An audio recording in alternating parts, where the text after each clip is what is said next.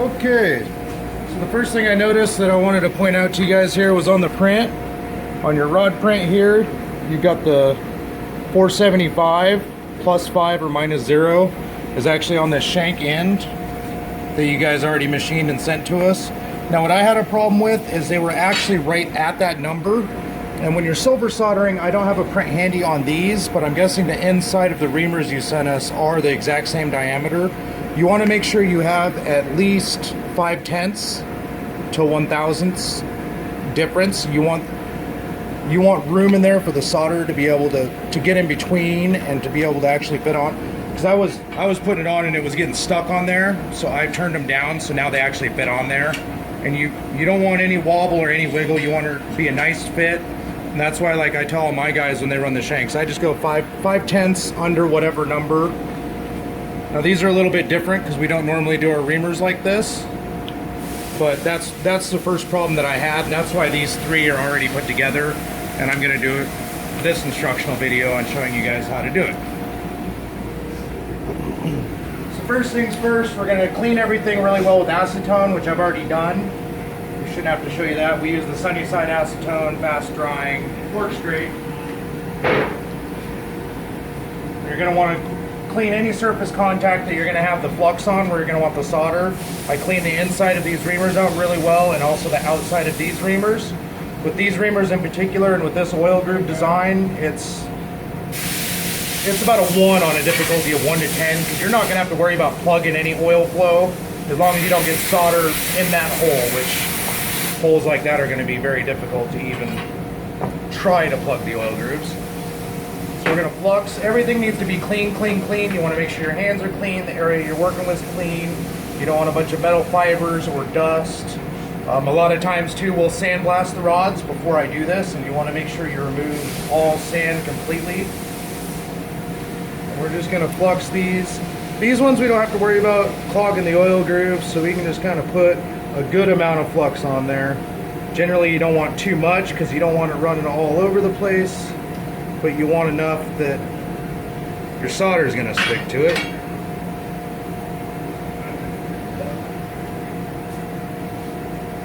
And you want to make sure that all these tools are completely dry of any acetone before you start putting flux or solder on there.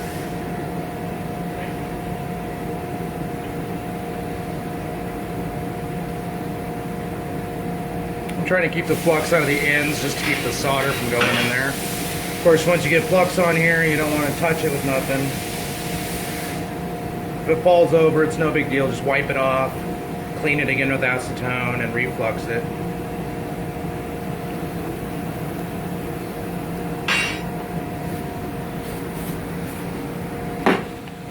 Alright. And then the tanks, our optimal level on the tanks, on our acetylene tank, we're going to open this valve a 1/4 turn, which I've already done.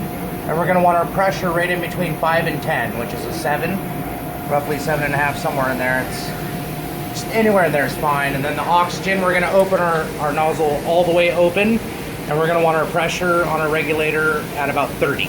It's about perfect. Come over here, light our pilot up. Always acetone full open, kill it down just a little bit. You don't want any soot coming off of it, and you're just going to ease into the oxygen. So you get a nice blue, even blue flame. You'll have nice consistency. It won't be too burny, won't sound too torch-like.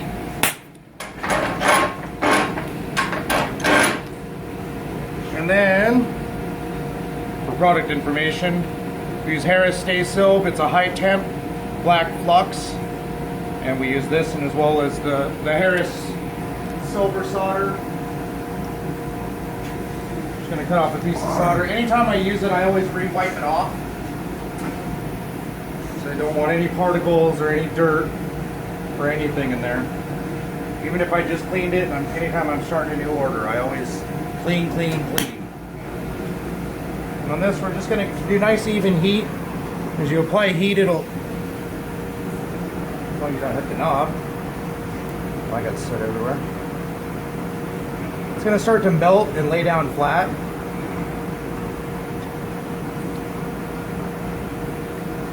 And also too, you got to keep in mind that there will be expansion from the heat. So you will pick up a few 10,000ths of an inch. So maybe harder to fit. That's also why I recommend giving, you know, that 5/10 to 1,000. Even 1,000 of an inch is plenty. You don't want too much because you don't want it to be loose. And it's still kind of giving me trouble.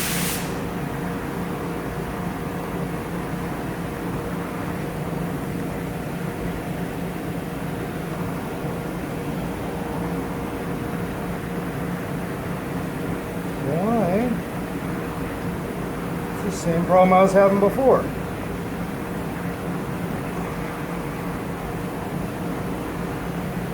And we're going to have to press that one on with the lathe.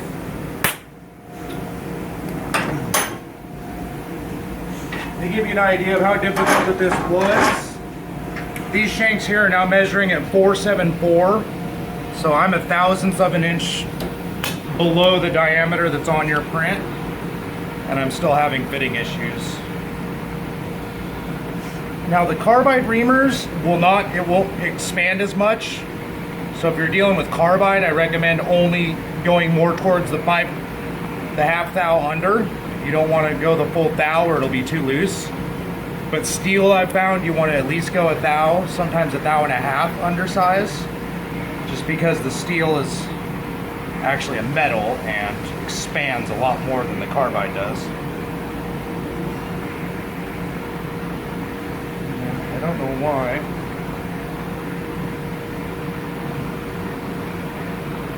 That's a little bit better. You want to pull it off too to make sure you got nice even solder cover. What that be? Guess I can do it by hand.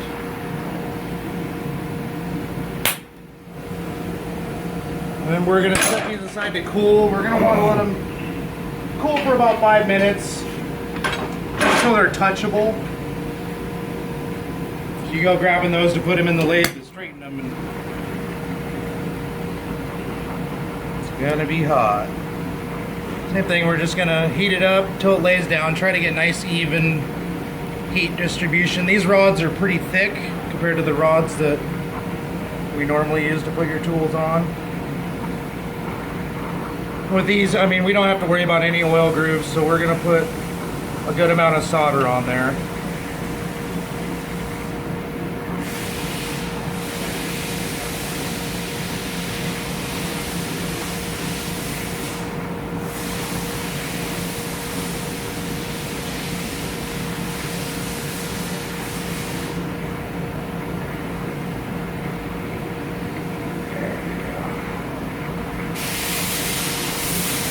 Coverage.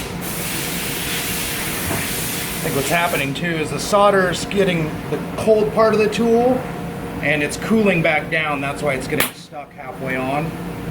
And you're not going to want to run your torch too far up on the tool because, as you can see, it's going to burn and not look that pretty, but we're going to take care of that later.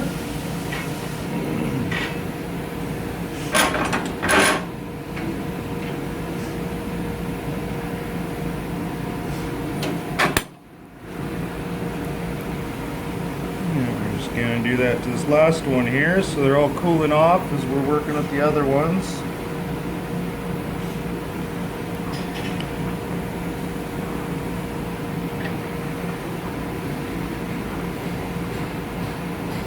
And again too, the solder will follow the heat, so as I put daubs on there, I can actually bring the solder wherever I want by using the heat of the torch, so I can spread it out evenly by just putting nice even heat distribution on there.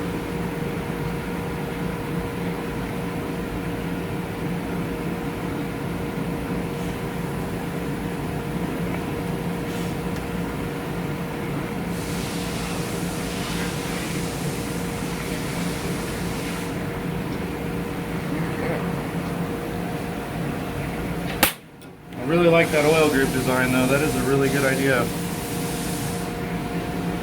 Wish all bore reamers had that.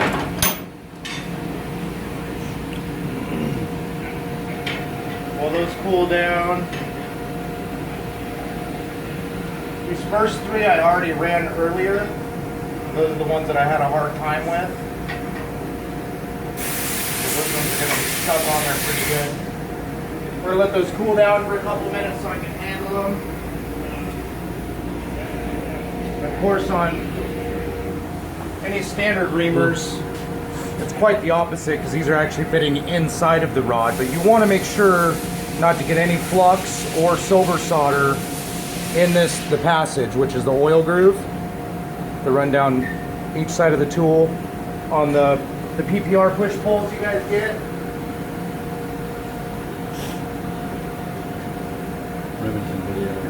it's a 6 flute tool, so there's actually three oil grooves on there, and you want to make sure not to get any solder in there, because you block this oil passage and these 2 flutes they're just going to burn up. They're going to bind up. They're not going to flush properly, not going to cool properly. Going to get lots of squeals, problems like that.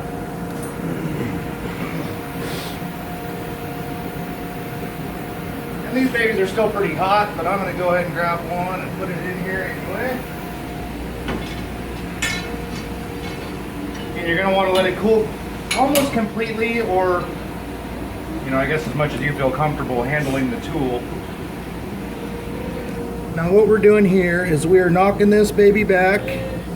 We're going to put it right at, I go right in between 1.5 and 1.6 inches, anywhere in there. And this is just from the shank, from where you're buttoning it up in to the collet to where the reamer starts. We're just going to line that up here. Then we're going to come over here and we're going to bring our dial indicator in. Now on all the tools, they have an exit on them. What we're doing is, let me see if I can get this so I get a good picture of it. We're lining it up right on the exit, where the exit meets together with the margin right there. That's where I'm bringing my indicator up and taking my reading from, right at that tip right there. Now, granted, the tool's actually cutting right here where the lead and the body meet together. It can be very difficult to see sometimes. So as long as you're straight out here within tolerance, which we always go under 10,000 for all Remington tools, it's going to be more true right here where it's actually cutting. And let me go ahead and show you what we're going to do here. We're just going to spin it around, and we're measuring where each flute is going to be cutting at. Make sure you're snug down in there. And this one, as you can see, is way far out around. Once it's spin all the way around, we're not even going to worry about checking it. If it's more than 10,000, we're going to go ahead and bring this in and start her up. Now I always go in the slowest setting on the lathe, just because it's sharp and hot and spinning. And we're just basically, the only reason why you even have it spinning is so you get the even heat distribution. Because as you put heat on this, your tool is going to move with the rod. It's going to heat up and warp and do all kinds of funny things. I'm just going to kind of go back and forth nice and even until it all starts heating up. I'll even turn my torch up a little bit sometimes to just help it go. And again, we're going to try to keep the heat off the reamer for the most part. We're just trying to heat that shank up that has the flux and the solder on there, so we can pull this out. I'll show you here. You can pull on it all day, but you'll see it'll start to turn red just a little bit. And that's where you want to move around and make sure it's all turning red evenly. And usually the smaller reamers, of course, you're going to heat that shank up a lot quicker. And like now it would be ready, but here I know it's going to take a little bit more because that rod's pretty thick. So it's going to turn pretty glowy red now. And we're just going to try to pull her out. Again, this can be very difficult if those shanks are oversized.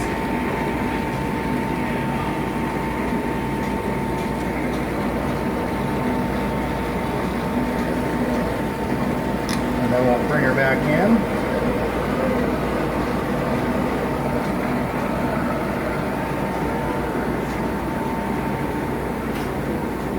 And then we'll let her cool down.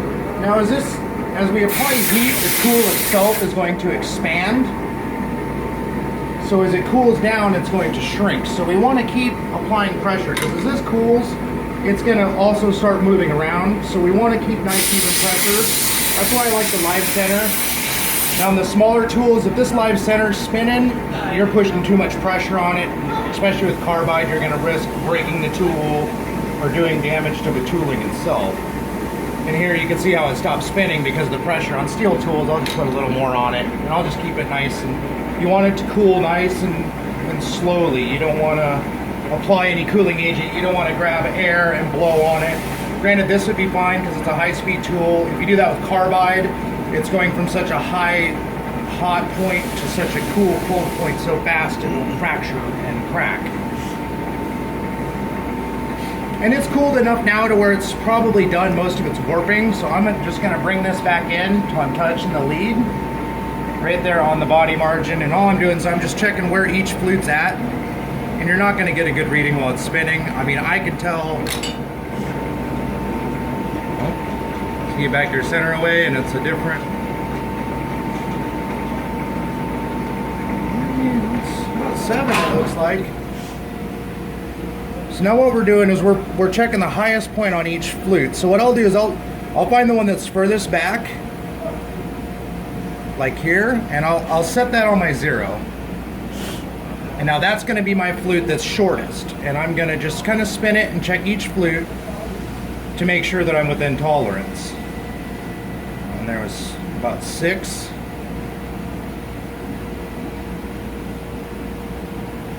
So see, that would be good because our lowest point here is on 0, and the highest point is just above 5 right there. And this reads in half thousandths, so if it's 6 on here, it's 3,000. So 3,000, that's been our 10,000 tolerance. So we'll go ahead and take that, and we'll pull this baby off and let her cool.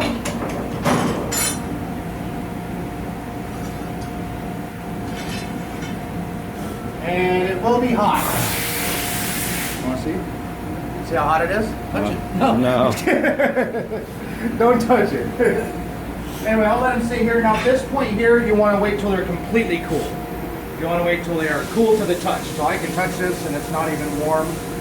If we're doing tools like this, usually you'll let them cool down all the way and then you'll put them into a bucket of water, and that's just to break down and dissolve any flux that might be stuck in the oil grooves, because you want to keep everything out of this oil groove. And these, they're pretty much done. I mean, we know that one's straight. I'm going to go ahead and do the rest with the other set of the tools, and then I'm going to do cleanup on it. So we're going to break and let these cool down. I'm going to finish them up, and then we'll start another video on all the finished work and the cleanup, and I'll show you how we sand them down to mark them and how we clean this up so it don't look all burnt. Looks good for you guys. Okay, so these have all been sitting out for about 15-20 minutes. They're all fairly cooled down. Now on this one here, I had quite a hard time getting it to go straight. Sometimes it's gonna happen. I had to heat this up 4 separate times. Heat it up, let it cool down, kept heating it up, pull it straight, let it cool down. Now my limit's 4. If I have to heat it up more than 4 times, that 5th time I'll pull it out, and that's where I need to pull the reamer off. I strip it down, strip the rod down, re-clean it, because the flux will break down, or the solder will break down, and it just won't hold on there. So if we just keep doing that, by the time you get it, it just pulls right off the reamer. But it starts to cook black up in here, but we'll show you how to get rid of that too in a minute. So basically now they're done. I mean, you could almost in theory run them in your machine, but you're gonna have this extra where the solder and the flux is coming out of the tube. Now on normal oil groove ones, we'll actually soak this to get rid of all this extra flux and stuff like that. But we're just gonna barely belt sand that off, and we're gonna go over and clean it up, and it'll be ready for shipping.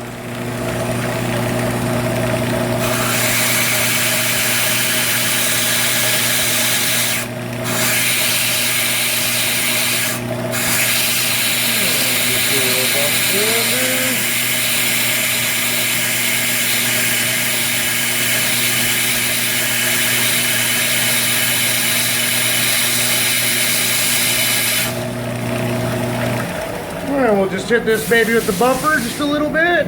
I'm just going to take all this extra flux off that's there. This is just basically for markings and to make sure it don't catch nothing in the barrel, because your diameters and everything's going to be clean. We want a smooth transition when we pull that through the barrel. Yeah, we'll shut her off and we'll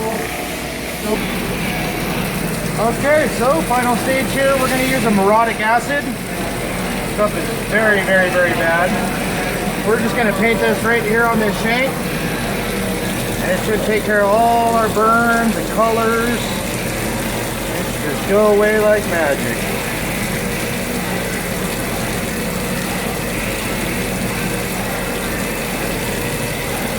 Anything that don't clean up, I'll go over and hit with the buffer real quick, just to clean it up, make it look real nice for you guys. Of course, baking soda neutralizer to neutralize the acid. If you leave it on there, it'll just start to immediately corrode the steel and rust almost instantaneously.